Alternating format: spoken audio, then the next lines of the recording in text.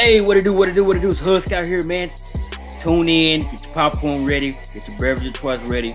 About to listen to the Husk Out High School Sports Show podcast, man. Informative. You know it's going to be great coaching, great players, and great commentary. Sit back, enjoy it. Husk Out. Peace. So you listened to part one. You liked part one. You reposted it and reshared it. You donated to the podcast. So what do you do now? You sit back, you relax, and you listen to part two of the Hood Scout High School Sports Show podcast with Coach Leon Paul, head coach of Lancaster High School. Peace. And then you got that call from Samples, right? I would assume that was the next step. So I got the call from Kathy Self-Morgan. So Kathy Self-Morgan was the athletic director at Duncanville at the time. Okay. And she called me because she wanted me to take over the boys track program, right? Wow. Mm-hmm. It wasn't even attached to football.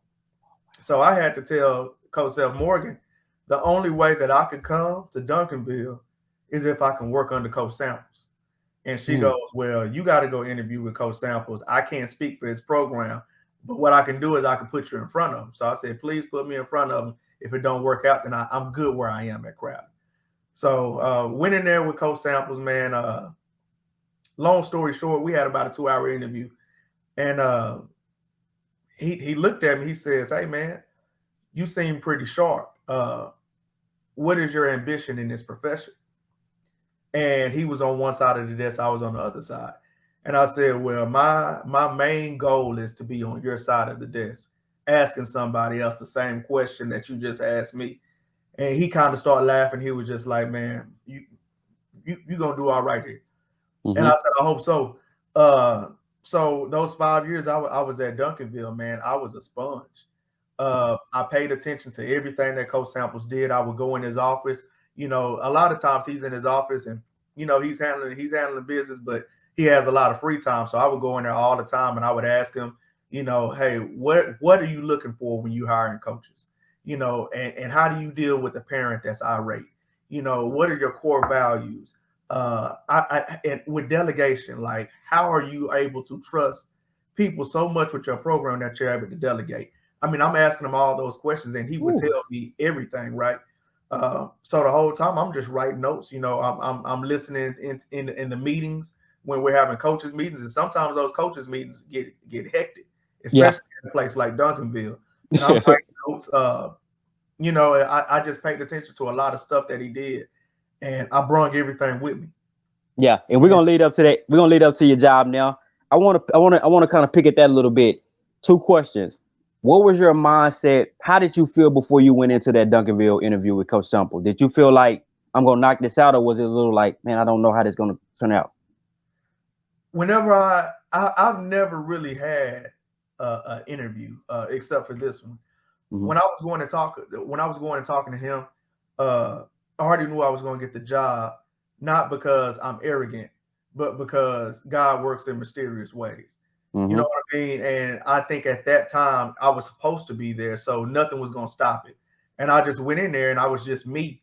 And an interview that I thought was going to last for maybe 15, 20 minutes lasted for like 2 hours. Well, we talked about a lot of stuff. So me and him, we had a common goal. We had the same mindset. So I knew it was going to work out. And then you say you asked them about how to deal with parents, how to do this, how to do that. What's one of those things that stood out? What's one of those little nuggets that he gave you that stood out, Coach? His main point of being at Duncanville is not to win games, and that's what people don't understand. If you ask anybody on his staff, or if you ask any kid that's ever played for him, the main thing that he talks about is being a man of character. And he preaches it all the time about, you know, having good character. And good character take you a long way. And he's about to play in the state championship. And all of the guys on his team have great character. All of his coaches. He replaced, I want to say, 12 or 13 coaches. Mm-hmm. You know, which normally would be a big hit for a program. But his program, the program runs itself. So it don't matter who's in it. You know what I mean? If one good coach comes out, another good coach is going to come in, and he's going to make that good coach even better. You know, just like he did to all of us. So it just speaks volumes of him as a head coach and how he runs his program. Boy, that's a nugget, coach. I really enjoy what you just said right there. So what's if we finna get to Lancaster? What is it about Sam? Is it just character? Is he X and O's? Is it a relationship? What is because he's the most winning African American coach in Texas high school football. What is it that make him him? His expectations. His expectations of you as a coach. If you ever are to work for Coach Samples, you better know where your kids are at all times. You better know what their grades are in their classes, if they have any zeros at all times. You better be the best coach at your position, just meaning that you always have to learn. You always have to come up with new things. You better be able to answer any question that he has before he asks the question, which means that you just have to stay on your toes. And a lot of people I absolutely love working in the program. Because it made me into the coach I am today. Some people don't like working for him because some people don't like having that type of expectations put on their head. And that's being real. So you're there for how long were you there, Coach? 5 years. I thought so. Walk me through that next big step because this is probably the biggest one out of all of them. Was there for 5 years, and the interview process, I thought I wasn't going to be ready for.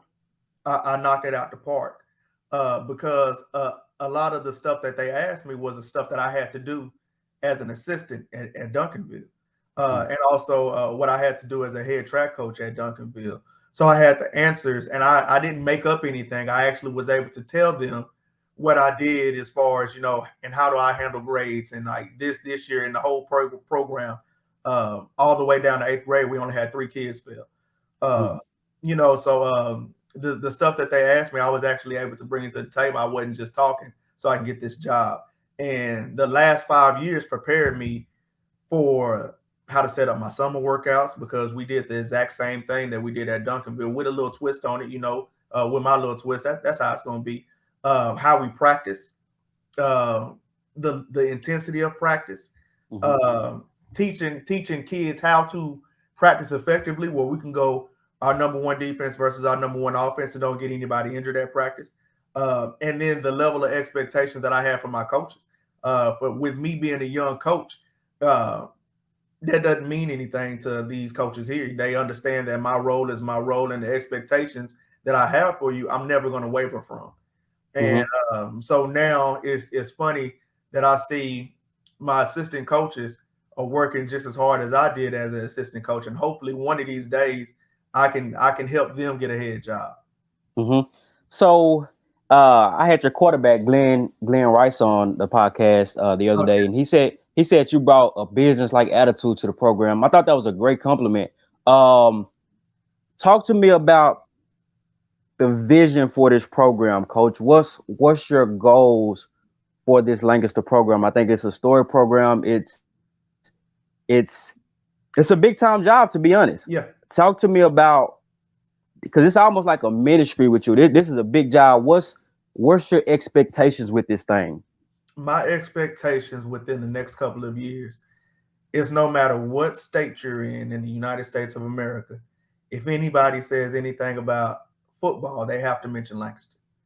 And though that's something that I'm working for, that's something that I want these coaches to work for. That's something that I want these kids to work for. And the reason why I can say that, and I say that to some people, and they're like, "Oh, baby steps." No, I've seen it done. I've seen Coach Samples take a 2-8 team, who won 2 games, lost 8, to now any state that you're in. If you mention Duncanville, they're going to think of the football team or the basketball team, which Coach Peavy is a great coach over there as well. But that is the type of environment, that's the type of program that I want, and that I want to work hard to make sure it happens. What is, when you got there, what is some of the what is something you implemented as a coach when you got to Lancaster?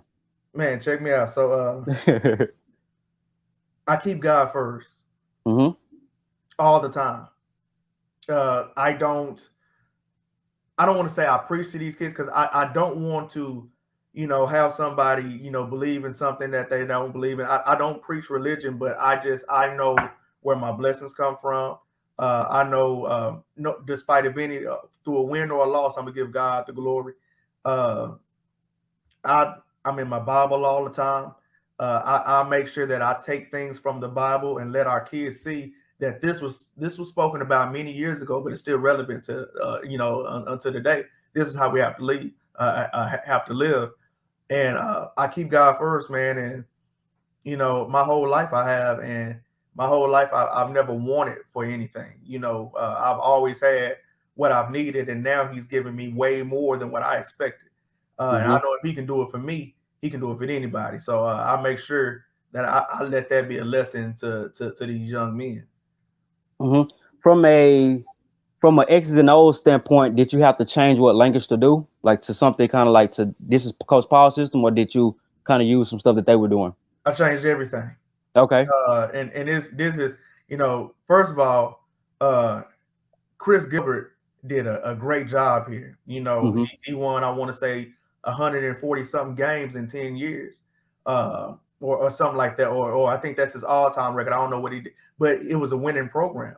The season before I took, he only lost one football game. So he did a great job. But in order for me to make this program mine, I have to bring everything from me. And so the offense is defense. It's different. The defense is different. Our special teams are different. Our pregame is different. Almost everything that was here is changed now. And I have to do that because, now I'm the head of this program, and I have to make this program mine. At this age, Coach, I want to ask you this: what are some ways of growth as a head coach? You're still a young coach. What's some ways of growth as a head coach, or what's the ways a younger coach can grow, if you will? The best way, and I say this: take your second your second sport seriously. There's too many young coaches that play football in college and they want to be a head football coach. So they coach football extremely well, but their second sport, they take a back seat to it, and they don't understand that their second sport is going to teach you how to coach more. Because when you're a head football coach, you're not just coaching wide receivers. When you're a head football coach, you have to learn how to coach every position, because it's in your scheme. You have to learn how to coach coaches, which only comes from experience. And if you can become a head coach of whatever, head basketball, head track, head wrestling, whatever it is, if you can become head, that's what you need to do, and treat it like it's your football program and watch what happens. So walk me through as we're going to kind of wind it down, because I want to be sensitive of the time, and I know I just feel like we can go and go and go. Walk me through this past year, Coach. How was that year for you, and what's a lesson that you learned about this year? This year for me was mind blowing. Okay. Because when I first got the job, I'm not gonna lie to you. I heard a lot. Yeah. I heard a lot. I heard, what are they doing hiring this guy? He's just a track coach. I've heard, why are they hiring this guy? He wasn't even the coordinator at Duncanville, and Sam didn't hire him as a coordinator at Duncanville when he had the Duncanville job coordinator spot open. I heard all of this, right? And then I didn't let it bother me. When I first got here and I want to speak with the kids, it was only 10 kids here. 10 kids working out. And I didn't let that bother me. We weren't able to have an off season or spring ball. We had to start everything, implementing everything in the summer. And I knew what the task was before us. And instead of worrying about what we didn't have, I maximized the time that we did have in this summertime. It was very crucial that all kids was here. We started out with 10 and ended up averaging over 130 kids a day. Oh, wow. And they're up here and they're grinding and they're learning our scheme. They're learning our system, to where when we scrimmaged in our first scrimmage, it looked like we had off season in the spring ball.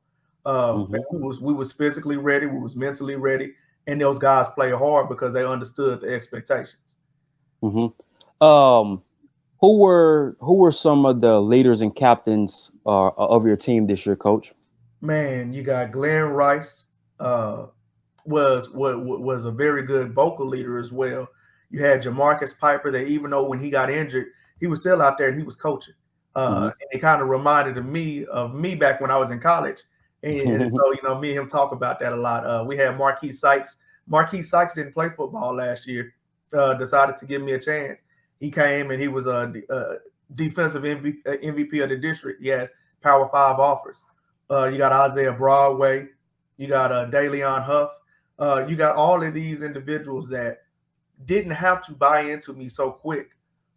So I'll forever be grateful for them, because as soon as I got hired, they was like, let's work. And that's exactly what we did. We worked every day, no days off. What are some things that y'all going to be trying to work on this off season, Coach? Getting stronger. Okay. Getting stronger. We have to get mentally stronger.